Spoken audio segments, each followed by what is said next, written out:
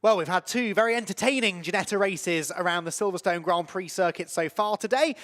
Time for one more. We can squeeze another one in before the day is over. Day one of Silverstone 500 weekend here.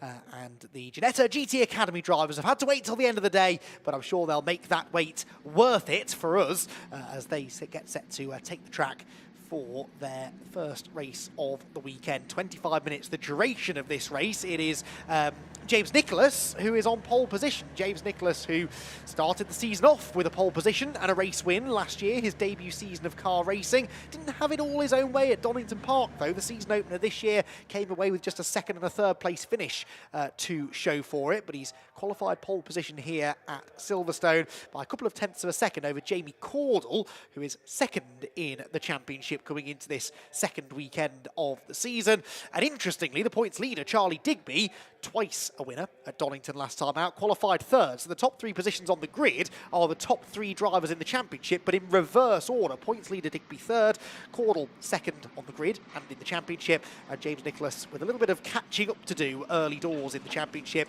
has managed to out-qualify the pair of them. I think that's a new livery on his car as well for this second event of the season. Three races last time at Donington. As I said, Charlie Digby won two of them. Jamie Cordell was the other race winner. Jamie won the middle of the three races. So Charlie Digby didn't have things all his own way, and it was pretty close, actually, between that leading group in all three races. And the Silverstone Grand Prix circuit, whilst it is quite a bit longer than Donington Park's Grand Prix circuit, coming in at just under 3.7 miles in length, it still tends to produce really close racing, and the lap times in qualifying certainly reflecting that. Those top three were covered by only 3 and a bit tenths of a second, around a 2-minute 22 second lap, at least 2-minute 22. For those top three anyway. The rookie class championship leader, Sam Shrimpton, well, he won 2 of the 3 races in class last time. He starts 4th on the grid, and he's right up there with the GTA class frontrunners as well. James Nicholas then and Jamie Cordell, as I said, on the front row together. Charlie Digby, the early points leader, is third, and in fact it's both of the class points leaders sharing that second row with Sam Shrimpton, the rookie class leader, on the rookie pole, 4th overall. Shiv Sapra is third in the rookie class, but was the only other driver other than Shrimpton to win that class last time out. He starts 5th alongside Alex Deaton. Joe Edge and Mike West share the 4th row of the grid, and the top 10 completed by Louis Darling and the experienced Ginetta racer these days anyway, Peter Thompson. Alan Wright and Robin Grimwood are next. Alan Wright is actually second in the rookie class. He didn't win the class at any point at Donington, but was consistent across the weekend. He starts 11th alongside Robin Grimwood. Lucy Hodgson and Chris Babington are together on row 7. And the 8th row, Damien Duffy and Gilbert Verdi. A couple of new names there at the back. Chris Babington wasn't out with us last time at Donington, nor was... Oh no, Damien Duffy was actually, I beg your pardon. And netted a couple of 5th place finishes in class. So the cars around down at Club, the far end of the circuit, about halfway around their green flag lap. And, well, the Ginetta GT Academy, which has still a relatively new championship in the grand scheme of things here in the United Kingdom, already has produced some really, really talented drivers. We saw Harry Gamble out earlier on in the Ginetta GT Championship race, doing really well in the Pro-Am category. Of course, this is the place where like Ravi Ramyid and Darren Leung began their racing career. They're off racing now in British GT, and in Darren's case actually racing internationally in GT cars as well. So it has been a great proving ground for new talent, generally speaking. If you want to go racing, you've not done it before, and Ginetta is the car that you want to go and race in, well, the Ginetta GT Academy is the place for you. This is your entry-level series into Ginetta racing. Cars, though, are not easy to drive, and that's kind of the point. You're going to learn everything you need to learn about car control and about how to get a good lap time out of a car that is potentially moving around underneath you quite a bit. So it's a spectacular series to watch, and we're not far away from seeing the stars of the 2025 season in action. The lights are out on the Ginetta G56 safety car, which will bring them around to a 2x2 start to the race. 25 minutes, as I said, the distance, and it is James Nicholas and Jamie Cordell who share that front row of the grid. Start could prove to be quite important here, I feel, because those leading 3 were so evenly matched in qualifying. You don't imagine it being there's not a massive pace differential between any of those leading three, so it won't be that easy to make an overtake once the race settled down. James Nicholas will know that and will want to try and defend the race lead into Copse Corner if he can. We did see in that Ginetta Junior race earlier on, okay, that was a standing start, but Torrin Byrne, who started on pole position, was third by the time they arrived at Beckett. Sometimes the inside line at Copse isn't the place to be, because the momentum can sometimes be with the car on the outside. Let's see how it all plays out then, shall we? Our final Ginetta race of Silverstone Saturday. 25 minutes on the clock. The Ginetta GT Academy drivers face the red lights on the starting gantry. They go out, and off they go towards Copse Corner. Good start made there by Alex Deaton, I think, the red and black car on the outside line. And Alex was a podium finisher at Donington last time out as well. Wants to try and do the same at Silverstone. He's way wide as they exit Copse Corner. The second of those red and black cars will lose some ground as a result. It is Nicholas, though, who's held the lead into Maggots and Beckett's for the first time. Jamie Cordell second, and I think that is still Charlie Digby in third. So it's grid order at the front of the field. Alex Deaton is the one slipping backwards. He's still on the outside looking in as they go through Maggots and Beckett's, eventually slotting in front of Joe Edge in the number 13 car, but at least one, maybe two positions lost there for the number 27 car. Louis Darling there in the 25 moving forward. In the background, Robin Grimwood's multicoloured number 50 car ducking and diving from outside to inside as he tries to get past fellow Chairman's Cup front runner Peter Thompson. You're on board into the braking zone at the end of the Hanger Straight with Mike West, number 42, who gets to the inside line to successfully defend his position. He's in about 8th place, I think, as they drop down through the Vale and into the club chicane for the first time. Neat and tidy then so far, which is good to see, and James Nicholas will be very pleased with how his opening half a lap has gone. Not only has he held the lead, he's actually starting to gap slightly Jamie Cordell as they head down the Sir Lewis Hamilton Straight past the wing and the international pits, which are empty for this weekend. And then as the tyres screech, they barrel through the quick right-hander at Abbey, prepare to hit the brakes into Village, one of the best overtaking opportunities on the circuit. And Sam Shrimpton, your rookie class leader, wants to try and break into the overall podium places. Sam was a bit of a revelation last time at Donington Park. He's the Palmer Sport Scholarship winner this year. That's the accolade that James Nicholas carried into the 2024 season. And Sam Shrimpton living up to the very high standards set by James last season, where he went on to win races overall as a rookie. And Sam Shrimpton, you feel, has the potential to do exactly the same thing in 2025. Down into the braking zone we go at Brooklands. There is Alex Deaton, so he's actually still 6th where he started. I think he's picked his way back ahead of a couple of drivers on this lap, and he might be about to gain another one because that's Shiv Sapra wide, and Shiv Sapra second of the rookies, but they is teammates to Deaton. And Deaton in the Paradigm by Zentech car tries to find a gap round the outside and is still coming as they head down towards the right-hander at Copse Corner. Now, something's going to have to give here. You don't really want to go side by side through Copse, especially if you're Deaton on the outside line. Shiv Sapra, though, to his credit, stands his ground, and Deaton almost loses that place to Joe Edge's number 13 car. Louis Darling runs wide behind them, but that was good stuff from Shiv Sapra. He made the mistake initially at Brooklands, but refused to give way and didn't really get knocked out of his stride too much, just stood his ground on the inside at Copse Corner and came out of the turn still in front. So Shiv Sapra then 5th position, but he's already some way behind the rookie leader Shrimpton. Nearly 3 seconds was the gap at the start of the lap. There is Shrimpton at the back of the leading group of 4, who really are paired off already, haven't they? Nicholas and Cordell getting away from Digby and Shrimpton.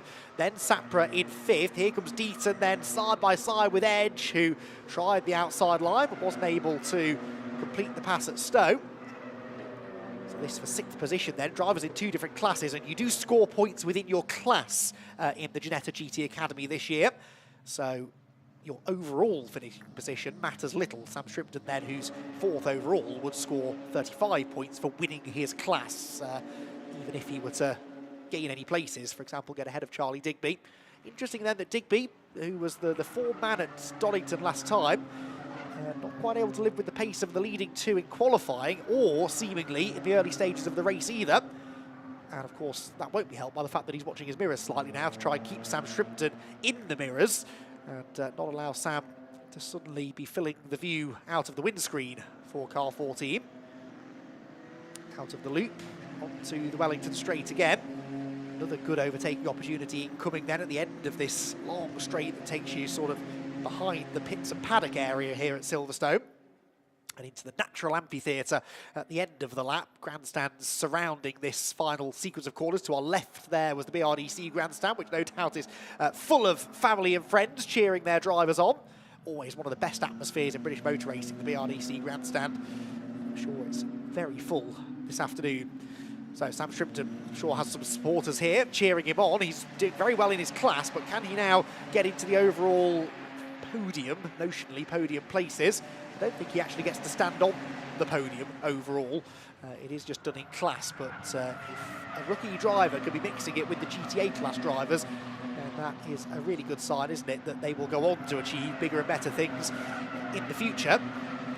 Good battle going on here. That's Robin Grimwood keeping, for now anyway, Alan Wright behind him. Alan Wright is 4th of the rookies. He's just picked up a place there, actually, as Grimwood ran wide out of Stowe. So that's 11th overall now for Alan Wright.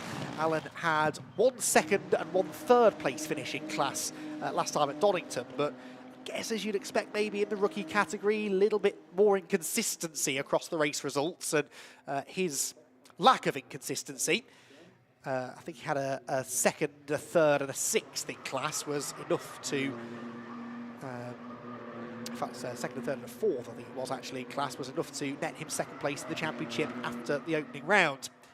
Black and white warning flag for car 25. That's Louis Darling for exceeding track limits. I think we saw Louis running wide earlier on. Jamie Cordle, meanwhile, set the fastest lap of the race last time around. Now, I didn't get too excited about it because it was only 300ths of a second quicker than the race leader. 7/10 there were between them at the start of the lap. It had come down to 4/10, but then a better run through the club chicane for James Nicholas has taken the gap back out to about what it was at the start of the lap. In fact, fractionally bigger than it was at the start of the lap.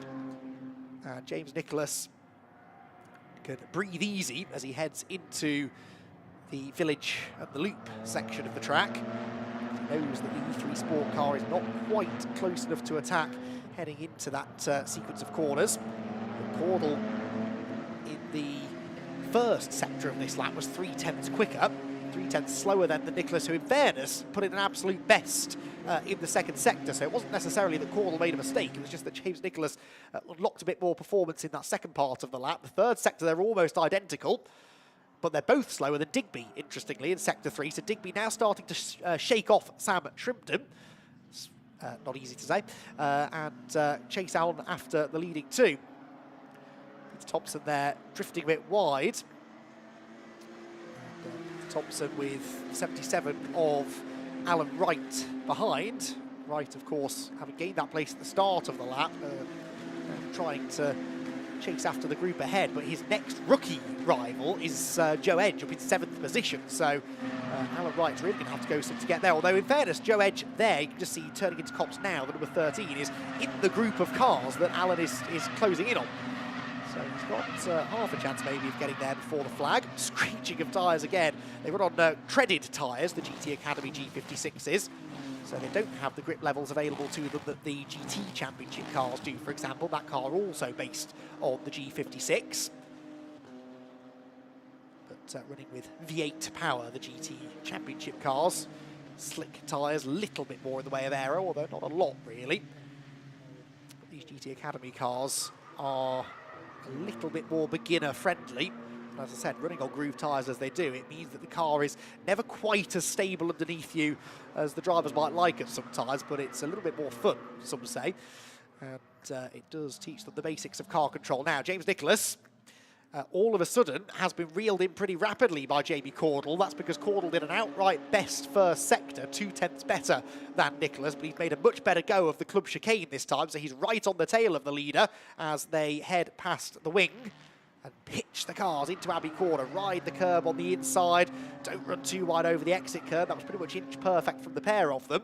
Behind them, by the way, Digby sort of matching them, really, or at least matching Cordle in the first two sectors. So if these two start battling, Digby has definitely got the potential to close in and join in the scrap. And the battle might be about to come. In fact, there's a headbutt given there, wasn't there, from Cordle to Nicholas. Nicholas was a bit slower at the apex than Cordle, and Cordle didn't want to lift off the accelerator, so nerfed into the back of the car in front. Had a spin for the number 2 here, Gilbert Verdian. That's on the exit of Beckett's corner, and that car hasn't made the gravel, but nor has it got going again, so I think Gilbert might have stalled it. And if he can't get that fired up, that will need recovery. That may need a safety car because it's actually on the circuit. Difficult to do a live snatch on a car that's physically on the tarmac from the gravel trap or a runoff area, that's fine, but in the road itself might require the race to be neutralised. We'll wait and see what race control decide to do. Before that, though, we might have a lead change because Jamie Caudle's had a really good run through Luffield and Woodcote. He's forcing James Nicholas to defend into Copse corner. Now, I don't think Caudle will get the move made on the way in, but watch for the switchback. He takes the wide line in, cuts back to the late apex, but Nicholas really placed the car well there, just got rid of some of the momentum of Caudle, and then they head into a yellow flag zone, and in fact, the whole circuit about to become a yellow flag zone because the safety car is out. So, as I feared might be the case, Gilbert Verdian can't get that car going again, and the car stranded in clearly a dangerous position. So safety car is called, and Jamie Caudle will be absolutely furious at that because he was just on the verge of potentially making the move for the lead. Interestingly, though, as much as he was quicker than James Nicholas on the previous lap, in fact, Caudle set 2 purple sectors on the previous lap, the fastest lap went to Digby. So Digby was quicker than the pair of them by about 1/10 of a second. So Digby coming into this now, and of course, was 1.1 seconds behind Caudle, but now the safety car will bring them all together. There goes Gilbert Verdian, so I actually suspect he hadn't stalled it. I think he'd sort of got beached on a curb, or the edge of the gravel trap maybe, and a simple push from the marshals, and off he went. So Gilbert Verdian back in the race, and that means the safety car shouldn't be needed beyond the end of this lap. So hopefully we'll get back to racing again in the next minute or so. On board with Mike West. Mike West is leading the Chairman's Cup at the moment. And, that's 9th position for him. Peter Thompson, Alan Wright, Robin Grimwood, Lucy Hodgson are all also in the Chairman's Cup, and they are all directly in line behind Mike West, so that could be an interesting little battle. A class that spans across both the GTA and rookie categories. And, not uncommon really in this championship though to have rookies and GTA class drivers mixing it together. Again, it's not the car that is different and therefore denotes what class you're in. It's experience levels of drivers. So yellow flag's still out. Are we going racing this time? I see no reason why we can't, other than the fact I don't think the safety car ever actually made it on track. And they probably will have to do a lap behind the safety car because there are otherwise no lights to go out on the safety car to denote that the race is restarting. So I think they'll have to do another lap probably. I hadn't realised that the safety car wasn't leading them around. So James Nicholas gets another lap now where he doesn't need to defend. And actually at safety car pace, that probably knocks a couple of laps off the race distance as far as green flag running anyway. So James Nicholas will be pleased with the way that his afternoon is going so far. There is the Ginetta G56 safety car. It didn't quite get out of the pit lane in time the first time. It was a bit of a last-minute call. I think the race control wanted to see whether Gilbert Verdian's car would get going on its own, but did need some outside assistance in the end. So he will come through a lap down, but still in the race. And the need for the safety car no longer there, so we should go racing at the end of this time. Sam Shrimpton, the rookie leader, he'll be quite grateful for this safety car as well, I think, because he was just drifting back slightly from Charlie Digby as Digby was pursuing the race leader. And this gives him a chance to refresh and recharge, cool the tyres down, and maybe think about having a go at joining in the battle for the overall race win. Shiv Sapra, though, of course, he'll be really chomping at the bit to get going now because he catches up to Shrimpton, and they're battling for the rookie class lead. So in actual fact, Sam Shrimpton probably needs to turn his attention to what's going on behind him on the restart, as opposed to focusing on trying to join in the overall podium battle. So that could be an interesting scrap between the 4th and 5th placed cars. And of course, Sapra's got his teammate Alex Deaton behind, Paradigm by Zentech Racing pair running nose to tail. And then Joe Edge is also a rookie. So you've got 3 rookies in pretty close proximity there. And that could be, this safety car could be the making of that battle. We're still going to have just under 10 minutes probably of the race to go when the safety car comes in, which I anticipate will be at the end of this lap. Lights still on for now. They won't go out until they get to the end of Sector 3, which is partway down the Wellington Straight. So drivers start to intensify the weaving to generate tyre temperature. They'll have figured out, I'm sure, that the race will be getting underway again this time. And an opportunity here for James Nicholas to really execute a strong restart. If he can get away here and leave Caudle and Digby battling for second, that could win Nicholas the race.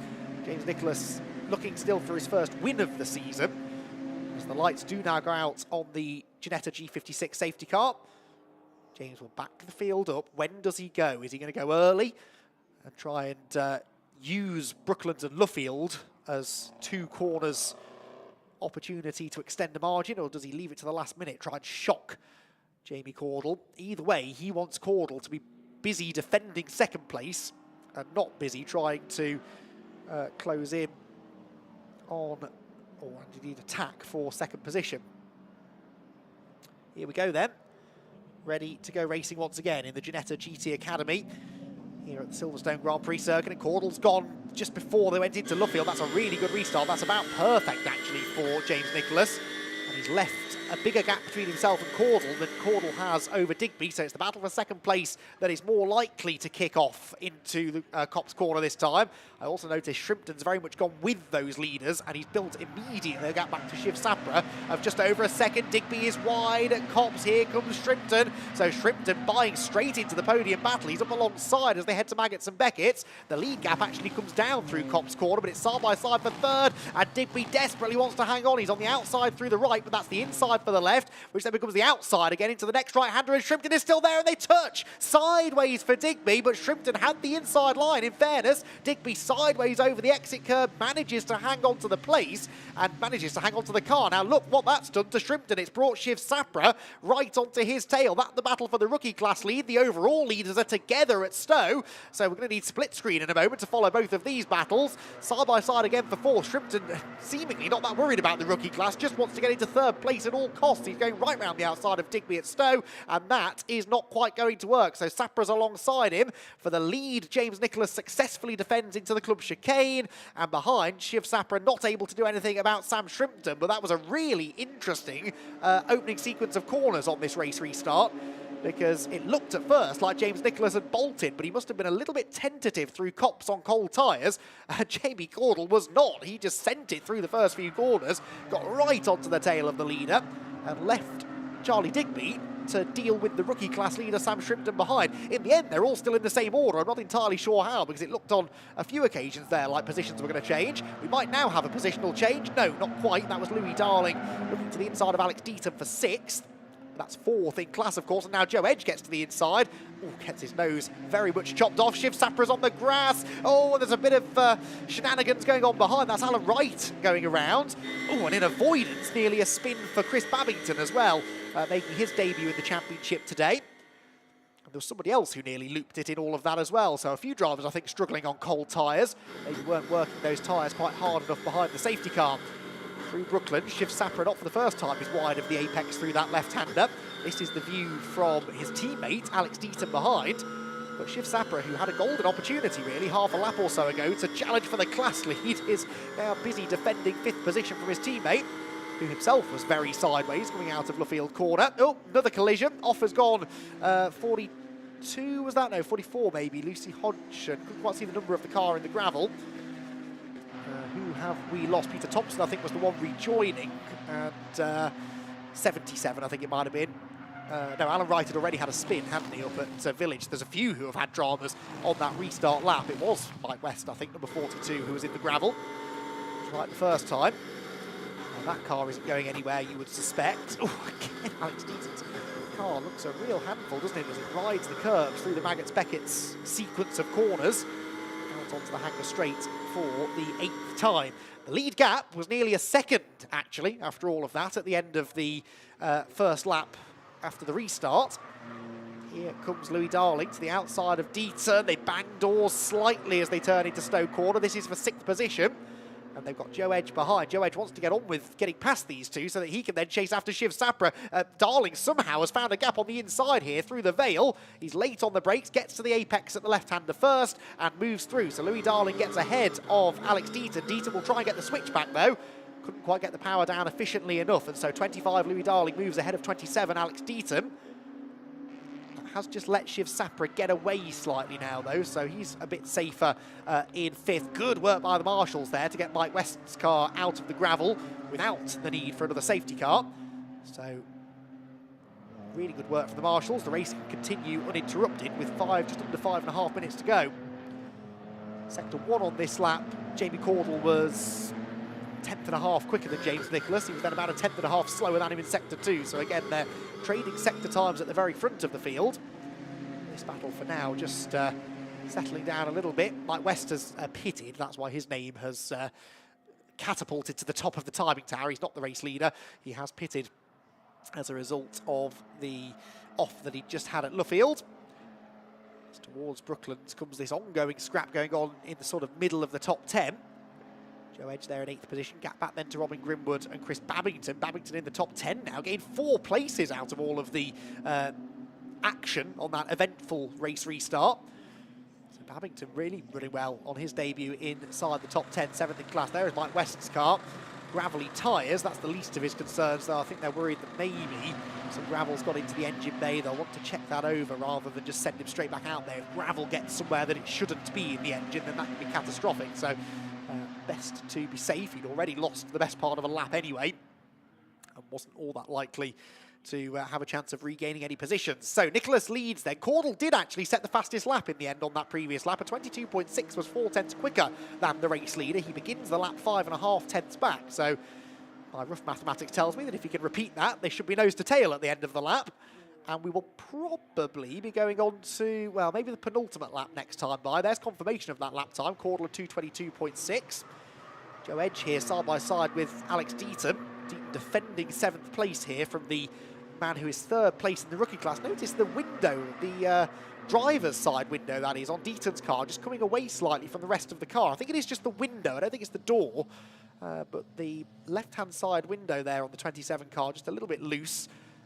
Be a distraction more than anything. I don't see that causing him any major dramas aerodynamically. There's always the danger, I suppose, that the air gets behind it and rips it out completely, but I don't think it's quite at that point just yet.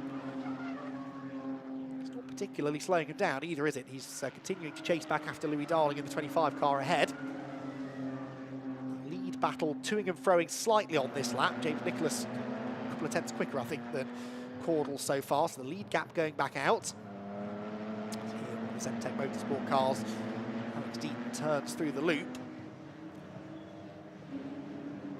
Out towards the end of lap number 9, sorry, of the race. There's the lead group, and it's Digby who's more of a threat now, really, isn't it? So, as we saw at the initial start of the race, it seems to take Charlie Digby a couple of laps to get going. When he does get going, he's arguably quicker than the 2 drivers in front, but maybe just needs to work on confidence on cold tyres. Of course, on the restart, he was busy defending from Shrimpton, in fairness, but that all started because he had a moment on cold tyres at Copse Corner, so that seems to be the only thing holding Digby back right now. It was, I think, a little bit warmer at Donington Park a few weeks ago, so maybe wasn't encountering that issue so much. But here at Silverstone, where you've got to be so committed through the high-speed corners, and Copse Corner is one of those, if you don't have the tyres where you need them to be, the car's going to step out from underneath you, and that can put you in a whole world of trouble. So now gap 2nd to 3rd is noticeably less than gap 1st to 2nd, isn't it? So Nicholas will be liking seeing this in his mirrors. But again, last time Digby closed in on Cordle, it seemed to spur Jamie on to chase after the race leader again. It's another new fastest lap for Digby, by the way, 22.1 now. So he found a chunk of time that time around. That was 4 tenths quicker than the leader. It was 6 tenths nearly quicker than Cordle, but Cordle in the first sector on this lap looks to be quicker than the James Nicholas car ahead. Yes, he is by about 3 tenths. It's a purple first sector for Cordle. It was almost matched by Digby, only a tenth slower. This is sort of what I expected, really, based upon the qualifying times, because there was nothing to choose between them. They were a tenth of a second apart, pretty much, each of them. Nicholas was, well, let's say 2 tenths quicker than Cordle, who was a tenth quicker than Digby. Round has gone Chris Babington. Ah, that's a shame. Chris Babington, who I'd just been bigging up, saying he was in the top 10 on his debut, and it's all gone wrong through, was that Stowe he'd gone around, or maybe Maggots and Beckett's? Yeah, Maggots and Beckett's it was. Not yet got to the end of Sector 1. Oh, Digby well up the curb on the exit of Abbey Corner. Fascinating to see how this gap ebbs and flows over the lap, isn't it? Caudle seems to have a bit of an edge through the first sector, then the second sector's where James Nicholas seems strong. In fact, the middle two sectors, I think James is strong. And then you get to Luffield and Brooklands and Luffield at the end of the lap, and the gap seems to creep back down again. But it's that first sector that Caudle is quick in. And the first sector, to be fair, is probably the longest sector of the lap, and it includes Copse Corner and then the entirety of the Maggots-Beckett sequence. So there's a lot of lap time to be gained through there. Through the high-speed stuff, that's where Caudle seems strong. James Nicholas may be preferring the more technical sections of the track through Club, the Loop, and here at the end of the lap. Caudle's now seemingly coming under threat, renewed threat from Charlie Digby. Now the checkered flag is actually waiting for them this time. The time has ticked down to 0, so James Nicholas is going to claim the checkered flag this time around. They didn't quite get round to do another lap. It is James Nicholas who gets his first victory of the season in the Ginetta GT Academy. Jamie Caudle second, and Charlie Digby comes home in a hard-charging third place. Sam Shrimpton in fourth wins the rookie category from Shiv Sapra, and it was Louis Darling ahead of Alex Deaton still by the end, having made that late move. With Joe Edge coming home in 8th, Robin Grimwood, I think, should be 9th ahead of Alan Wright. And then this is for 11th. This is Lucy Hodgson, 44, ahead of number 6, Peter Thompson. And Lucy Hodgson, I think, will hang on to that position. They both got ahead of Chris Babington with his spin. Babington got going again, by the way. He should be the next car to come across the line. He drops to 13th place as a result of that rotation. No such issues for James Nicholas, though. He hangs on to claim a well-controlled race victory, that. He had a few challenges from Jamie Caudle, but never really any challenges that looked likely to come to anything. The one time that Nicholas looked like maybe he was going to relinquish the lead was just at the moment the safety car came out. So call that luck if you like, but either way, Nicholas managed the situation well after the restart as well and thoroughly earned that first win of the season. For Sam Shrimpton, it's a third rookie class victory, and he's not finished worse than second in the class so far. So continuing, as I said, that legacy that James Nicholas began a year ago as the Palmer Sport Scholarship winner.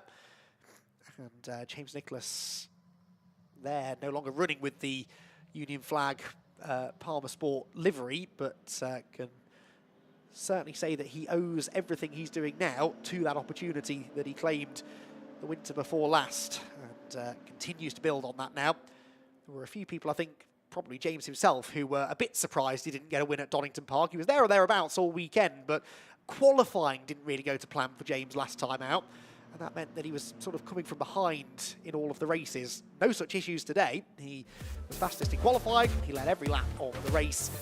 Claims his first victory of the season, and it's part of an E3 Sport 1-2, because whilst the liveries don't match, they are both run from the same team, James Nicholas and Jamie Caudle's cars. So 1-2 for the team, with MDD Racing's Charlie Digby in third. Sam Shrimpton fourth, wins in the rookie category ahead of Shiv Sapra, with Louis Darling and Alex Deaton battling over 6th position. Joe Edge was 8th overall, third in the rookie class ahead of Robin Grimwood and Alan Wright, with Lucy Hodgson and Peter Thompson just missing out on the top 10. Chris Babington had a late spin that knocked him out of the top 10 to eventually finish 13th. Damien Duffy was 14th. Gilbert Vernon had a spin and brought about a safety car when his car got stuck at the side of the road, and Mike West retired to the pit lane after he found himself in the Luffield gravel trap. So, final race of the day for the Ginetta GT Academy, but they'll be back out on circuit again tomorrow. They will have a race at about 10:30, their second and final race of the weekend, and we look forward to tomorrow's racing action. In fact, the day will start with racing of a Ginetta variety. The Ginetta Juniors will have their second of 3 races bang on 9 o'clock tomorrow morning, so be up bright and early for that one. That will also be the 500th Ginetta Junior race, so it'll be an early celebration at the start of the day, but a huge celebration for Ginetta, and we'll talk more about that tomorrow morning. But the Ginetta Junior Championship, which is the sort of entry level for teenage aspiring racing drivers, for those who maybe aren't quite eligible for a junior category, the GT Academy is the place to be. Let's take a look back then, shall we, at what happened in race 1. first GT Academy race of the weekend at Silverstone saw James Nicholas start from pole position and lead every lap on his way to a race victory. That summary does not do the race justice though. It was a nip and tuck battle between Nicholas and Jamie Cordell, whilst further back Alex Deaton had a bit of a tricky opening lap. He ran wide at Stowe and then had to really defend from Joe Edge. These two were tied together for the entire duration of the 25-minute race. That 25-minute race was interrupted by a safety car midway through after a spin for Gilbert Verdian, and upon the restart, third-place man, championship leader Charlie Digby, got it all wrong at Cops Corner and opened the door for rookie leader Sam Shrimpton to get to the inside. It was a brilliant tussle between the two of them. Shrimpton had a comfortable lead in the rookie class until this little tangle. Luckily, both drivers kept it together, but that briefly brought Shiv Sapra into play, and he challenged for the rookie class lead. A few drivers were struggling on cold tyres after the restart. Alan Wright had a rotation up at the loop, which nearly led to a spin for Chris Babington, making his debut in the championship. Chris was in the top 10 at that time. Then Mike West had a tangle with Peter Thompson at Luffield. Both cars went around. Thompson continued. West reversed into the gravel and retirement. James Nicholas held on through it all, though, to claim his first victory of the season. 3 different winners in the first 4 races.